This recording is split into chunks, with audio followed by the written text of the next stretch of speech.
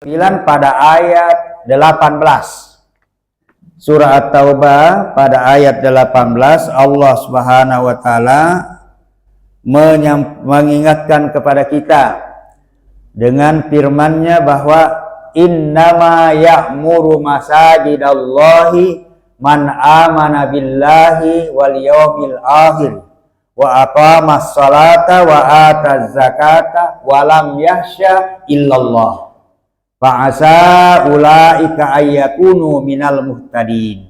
Itu dalam surah At-Taubah ayat 18. Nah, Bapak Ibu sekalian, masjid tentu adalah tempat untuk bersujud, tempat untuk beribadah, tempat untuk mengingat Allah. Bahkan masjid ada kata yang selalu kita gandengkan dengannya, yakni kata suci. Kata suci ini seringkali kita kaitkan minimal pada 4.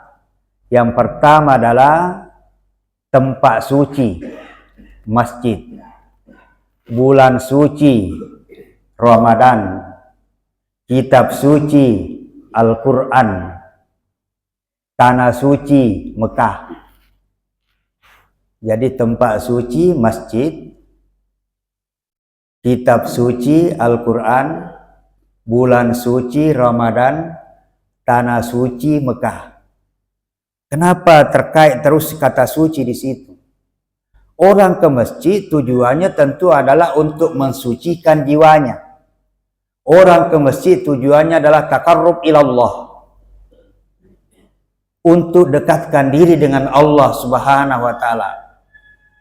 Kemudian kalau misalnya Al-Quran, orang membaca Al-Quran, mengkaji Al-Quran, tujuannya juga taqarrub ilallah, dekatkan diri kepada Allah. Orang di bulan suci Ramadan kita lihat dan rasakan betapa banyaknya aktivitas yang kita lakukan yang berkaitan dengan bagaimana upaya mendekatkan diri kepada Allah. Pada bulan suci Ramadan ini, tadarrus Al-Quran, memberikan buka puasa, bersedekah, berimpak. Tujuannya untuk dekatkan Allah, karena ada janji, ada penggembiraan bahwa dilipat gandakan pahalanya. Tanah suci Mekah, orang ke sana juga tujuannya dekatkan diri kepada Allah Subhanahu wa taala. Tawaf, sa'i, berdoa, berzikir, dekatkan diri kepada Allah Subhanahu wa taala dalam artian banyak berzikir. Nah, Bapak Ibu sekalian dan hadirin yang dimuliakan Allah Subhanahu wa taala, masjid sebagai tempat untuk banyak berzikir kepada Allah, bagaimana cara memakmurkannya?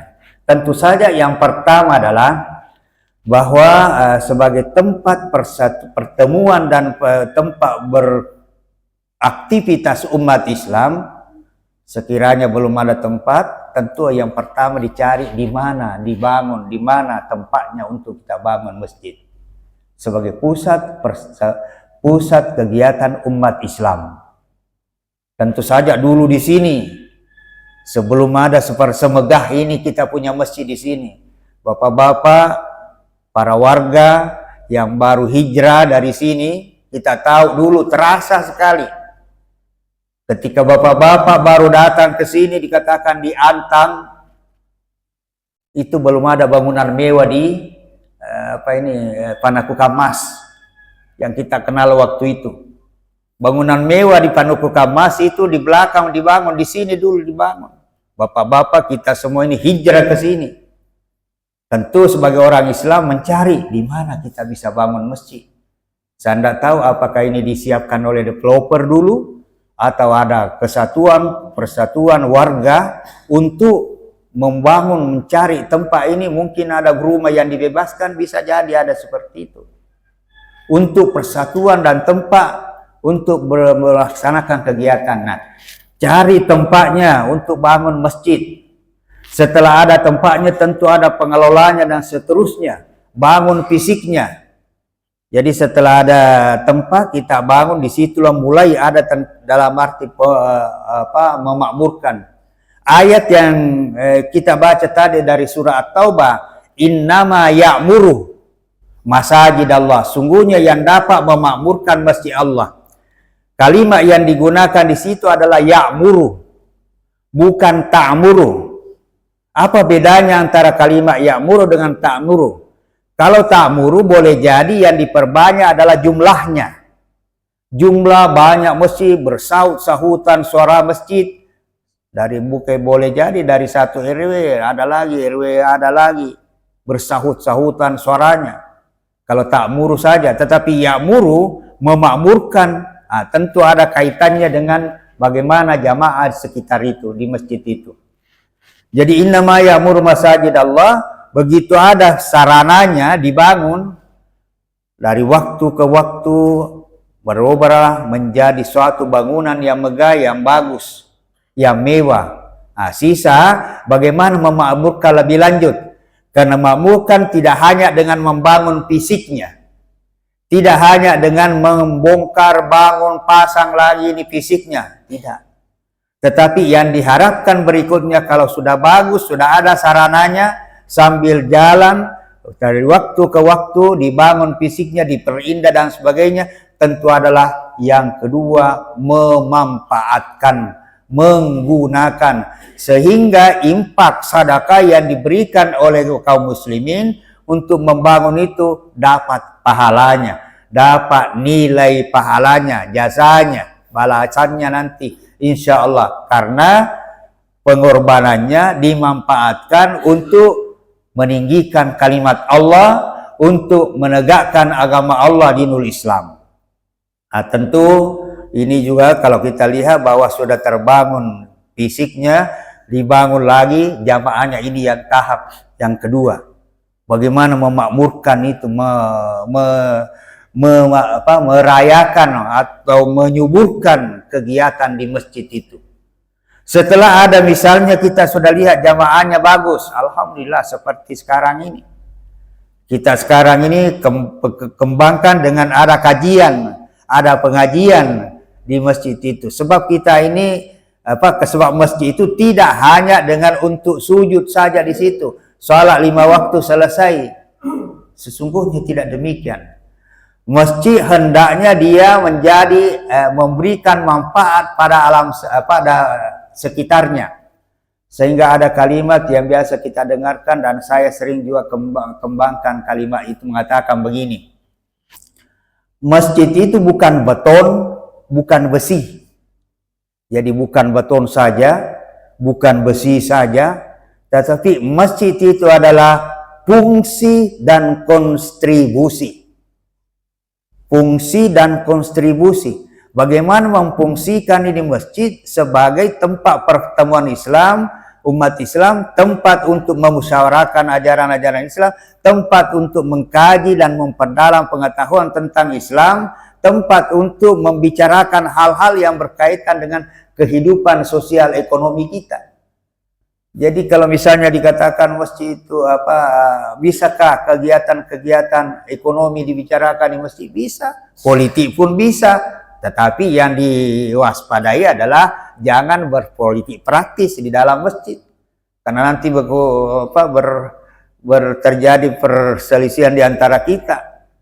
Ya, tapi bicara tentang politik dalam hal ini, bahwa bagaimana untuk kita satukan wadah dan pandangan, mari. Nah itu Bapak Ibu sekalian, dijadikanlah masjid ini sebagai pusat kegiatan dan yang bisa memberikan kontribusi kepada warga sekitar. Ya, saya yakin di masjid ini sudah banyak isi kasnya, bangunannya sudah bagus. Boleh jadi berpikir lagi mau diapakan ini uang, karena sudah banyak uangnya. Boleh jadi seperti itu, karena ada masjid diumumkan jumlah kas sekian ratus juta. Banyak sekali kedengaran setiap Jumat diumumkan. Sampai ada sedikit juga komentar mengatakan, untuk apa kau umumkan terus? Fungsikan itu, manfaatkan itu. Artinya apa? Berikan manfaat kepada warga sekitar jika itu sudah tidak terlalu penting lagi untuk fisiknya di dalam masjid itu.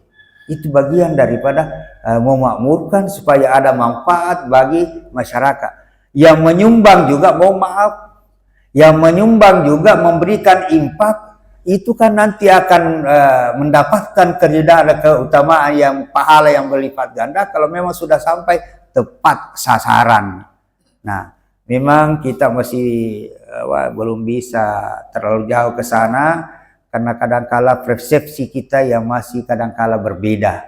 Ya, dikatakan kenapa uang masjid dipakai bantu lagi tuh si anu? Kenapa uang masjid dikasih lagi ke sana? Ya, saya kira ke depan ini kita harus musyawarahkan itu lebih lanjut bahwa memang untuk memakmurkan warga sekitar itu. Contoh misalnya Bapak Ibu sekalian, ketika ada musibah, kematian warga kita, jamaah kita yang sesungguhnya dilihat agak sulit kasihan untuk membeli kebutuhan penyelenggaraan jenazahnya. Katakanlah kain kapan. Mungkin sudah ada di sini, memang sudah ada persiapan itu, sudah terorganisir. Begitu ada jamaah meninggal, langsung kain kafannya ditanggung oleh pengurus masjid. Bahkan tidak hanya dengan itu kain kafannya. Siapa tahu tempatnya tidak memungkinkan di sana untuk kita kasihan rawat dengan baik, memandikan apa semua. Mengapa tidak dibawa ke masjid? Kalau luas misalnya tempatnya untuk dimandikan di masjid. Nah, ini. Saya, Bapak Ibu sekalian, semula memang agak berat dihadapi karena katakan, kenapa mau dibawa ke masjid? Nanti takut-takut orang pergi lagi situ berwudu karena ditempati tempat mandi apa semua. Saya katakan tidak. Mari kita coba manfaatkan nih sarana yang ada. Bawa ala ke masjid, mandikan bagi yang tidak ada, kasihan yang agak susah dimandikan di rumahnya. Karena kita harus tolong dan bantu mereka. Nah, termasuk juga di dalam hal kain kafannya apa semua kita persiapkan sepanjang itu memang ada kemampuan dan bisa. Nah, sekarang ini di dalam hal memakmurkan masjid dan memfungsikan ini, kalau kita lihat secara jauh sisa program yang dirumuskan bersama. Apatah lagi kalau saudara semacam barcode-nya. Nah, ada barcode bahwa ini untuk sumbangan ini, untuk sumbangan ini. Orang yang punya uang, nah dia rela keluarkan itu untuk itu. Sehingga falsafahnya sebenarnya bersedekah Bapak-bapak Ibu sekalian, karena ini bagian daripada upaya memakmurkan masjid. Falsafah bersedekah itu seperti ini. Kalau uang kita Rp50.000, Rp50.000 misalnya, kita sisihkan Rp10.000 untuk infak sedekah. Lantas sesudah kita sisihkan atau ada hari Jumat misalnya, lewat kotak amal di depan kita, kita isi Rp10.000 dari uang Rp50.000 disisihkan Rp10.000. Pertanyaan, sisa berapa uang kita dari Rp50.000 tadi? Sisa berapa uang kita dari Rp50.000 tadi? Ada yang menjawab sisa Rp40.000. Bisa kalau itu yang kita lihat adalah fisiknya. Sisa Rp40.000 kalau fisiknya yang kita lihat. Tetapi kalau yang kita lihat hakikinya, sesungguhnya bukan Rp40.000 yang tinggal. Justru Rp10.000 yang tinggal. Kenapa? Karena sudah masuk catatan amal, secatatan malaikat. Oh, ini pahalanya dulu. Kapan itu dilihat? Kelak kita disuruh baca isi kita. Oh, ini pahalanya dulu, kebaikan saya. Apa permintaan manusia tatkala itu? Farji'na na'mal sholihan. Kembalikan kami ke dunia, kami akan beramal soleh. Inna muqinun, saya sudah yakin, tapi sudah tidak bisa lagi. Oleh karenanya, itu kalau kita lihat bahwa tinggal yang 10.000 tadi dilipat gandakan pahalanya, yang 40.000 belum ditahu kemana arahnya. Belum ditahu nanti kemana diarahkan ini barang ini. Syukur-syukur kalau kepada dia bermanfaat dalam kehidupan kita. Jadi Bapak Ibu, itu tadi makmurkan jamaahnya, berikan pelayanan santunan kepada masyarakat sekitar. Sesungguhnya mereka kasihan banyak yang butuh bantuan, tapi memang kita masih belum maksimal perhatian kita ke situ. Ya. Infak sedekah atau zakat infak sedekah. Soal zakat itu kan berkaitan dengan sholat. Sholat 5 hari, 5 kali sehari semalam kita kerjakan. Berkaitan dengan sedekah. Dan sedekah ini, salat zakat ini, kalau kita lihat frekuensinya di dalam mengeluarkan zakat, masih perlu pencerahan supaya kelak menjadi suatu kesadaran. Bagaimana maksudnya? Bahwa perimbangan antara haji dengan zakat sekarang ini masih jauh berbeda. Masih jauh, perhatian kita untuk itu masih jauh berbeda.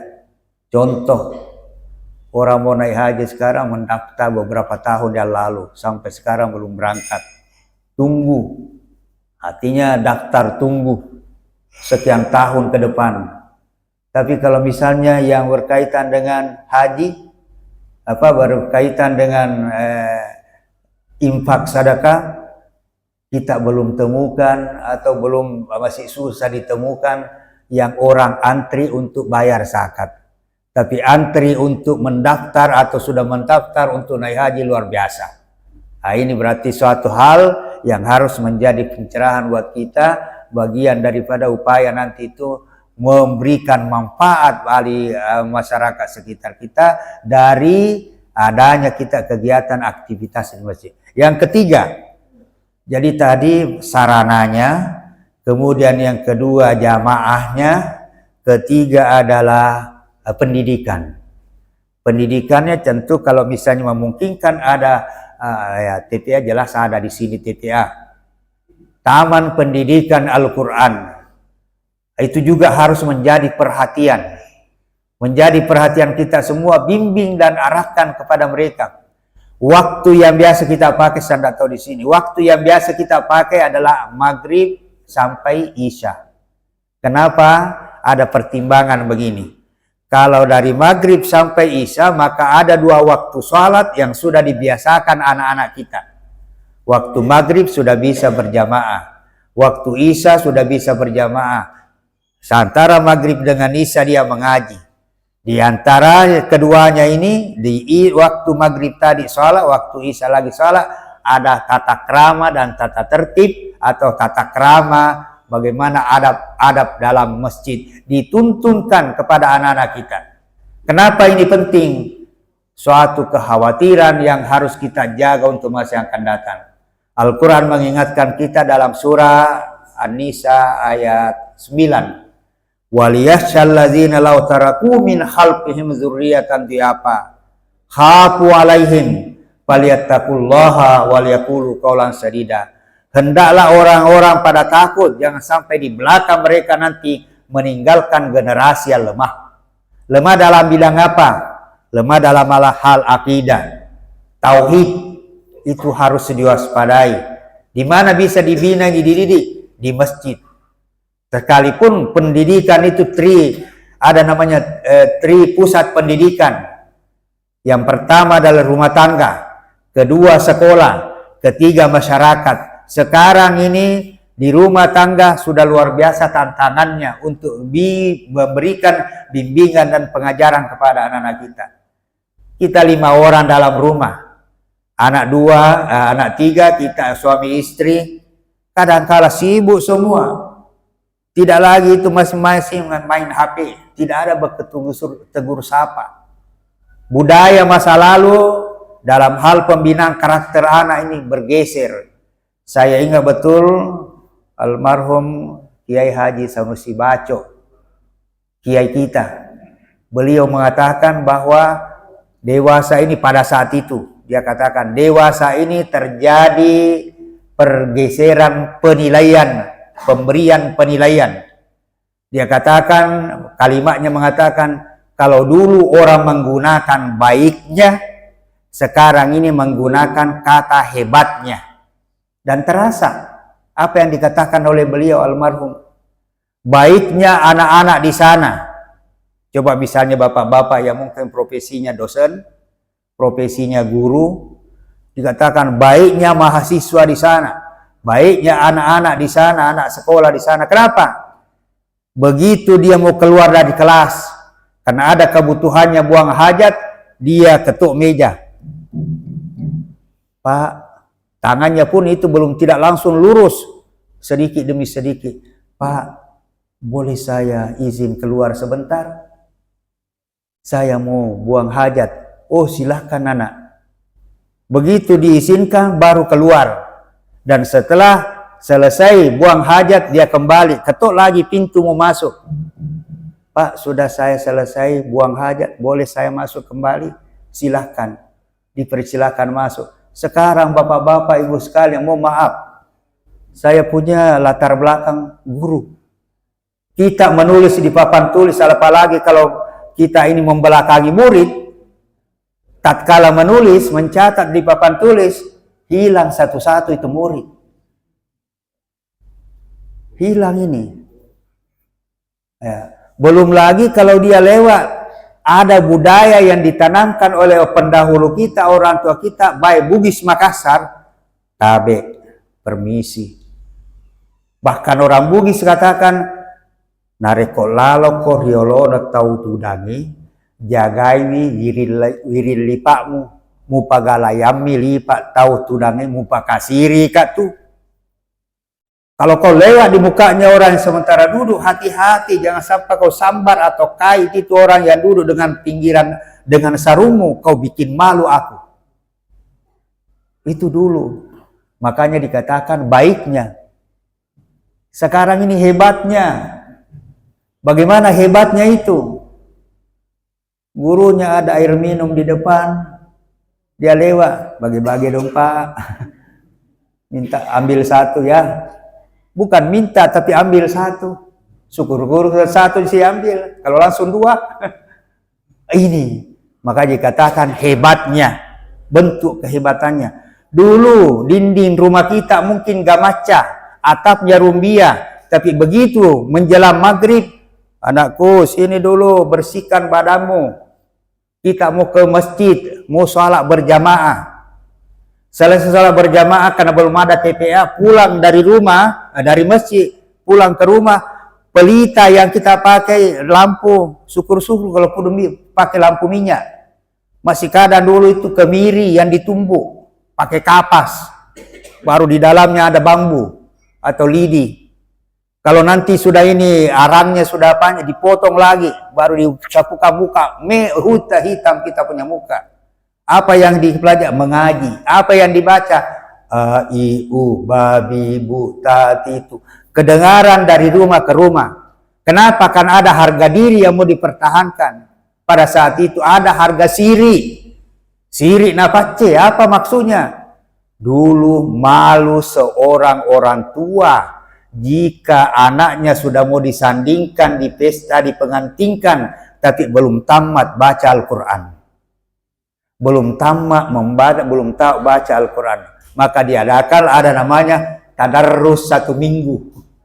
Ya, tadarrus 1 minggu. Gurunya di situ yang baca, yang mau ditamatkan ini yang ikut. Gurunya sih sebenarnya yang baca, tapi ada harga diri pada saat itu. Nah, ini yang harus kita kembali bahwa bagaimana karakter generasi kita. Di mana harus dididik dewasa ini? Di masjid, bapak-bapak ibu sekalian. Peran masjid untuk memakmurkan pendidikannya dan sekaligus memberikan nilai pendidikan karakter kepada mereka supaya ke depan tidak hanya hebatnya saja tapi mempunyai nilai karakter moral dan akhlak. Bapak-bapak ibu sekalian, ya mungkin dikatakan ya karena kalau anak-anak dikasih tahu dia katakan nah itu dulu sekarang lain. Iya, tapi jangan kita larut dengan itu. Belum lagi yang lainnya. Kalau dulu ketika kita pergi sekolah, ketika anak kita ketika kita disuruh masuk pergi mengaji di tempat guru ngaji kita, kadang diputar telinganya, ngarangi makro caranya dibaca. Artinya dikasih tahu bahwa supaya kau ingat-ingat ini telingamu ini disentuh-sentuh sedikit. Di sekolah juga begitu, dikasih diputar-putar sedikit. Coba kalau sekarang, coba kalau ini sekarang mau dilakukan. Jangankan guru orang tuanya saja, kalau dia kasih lakukan begitu, siap-siaplah masuk penjara. Nah, ini tantangan kita dewasa ini Bapak Ibu sekalian. Nah, di masjid juga ada demikian itu kondisi itu, jadi hati-hati juga. adik-adikku pengelola TPA, karena jangan sampai bersentuhan dengan hukum lagi. Nah, di masjid, dari kita semua inilah anak-anak ini, kan ini tantangan kita. Di masjid biasa anak-anak lari-lari, buku kejar-kejar. Nah, kita kadang-kala karena tidak seperti itu kita dulu, maka kita pulang, tinggalkan ini masjid. Kalau begitu ini tidak boleh lari-lari di sini. Oh, jangan seperti itu bapak-bapak ibu sekalian. Mari kita sama-sama turun tangan di situ, berbuat amal, bimbing, arahkan mereka. Kapan dikasih begitu? Pergi betul itu. Tidak ada yang tinggal. Nah, ya, yang saya biasa katakan begini, masih mending itu karena saya diperhadapkan ke situ oleh jamaah saya. Itu lari-lari, aku kejar-kejar. Saya biasa kalau sudah panas-panas Tommy ku dengar begitu, saya katakan masih mending itu Bapak kalau anak-anaknya juga ku kejar-kejar di dalam masjid daripada orang tuanya yang buku kejar-kejar di masjid. Itu lebih fatal, lebih berbahaya. Nah, oleh karena itu Bapak Ibu sekalian, karena ini bagian dari memakmurkan masjid, jadi saya ulang tadi, sarananya kita sudah bangun alhamdulillah, fisiknya, kemudian jamaahnya, fungsinya dakwah dijalankan terus. Karena itu Nabi Yunus itu sebenarnya dia kalau menurut kisahnya itu dia diberi peringatan oleh Allah sampai masuk perut ikan akibat dia tinggalkan dakwah karena terlalu banyak tantangan dihadapi oleh umat. Nah, kita tidak boleh berhenti di situ, harus bagaimanapun. Kemudian ketika pendidikan dijadikan sebagai pusat pembinaan pendidikan, tempat musyawarah, bicarakan masalah kemasyarakatan, masalah lingkungan warga kita ini, itu bagian daripada memakmurkan masjid. Nah, tentu lebih lagi sumbangsi bapak-bapak ini jemaah-jemaah, jangan berhenti memberikan sedekah. Kalau dikatakan tidak ada lagi bisa dibangun, makmurkanlah dengan kebutuhan masyarakat sekitar. Saya kira demikian. Ya, sisa 2 menit, jam 6. Ya, siapa tahu 2 menit ini ada yang semacam saling interaksi. Saya kira demikian. Terima kasih dulu Bapak. Kalau ada yang kita diskusi 2 menit. Assalamualaikum.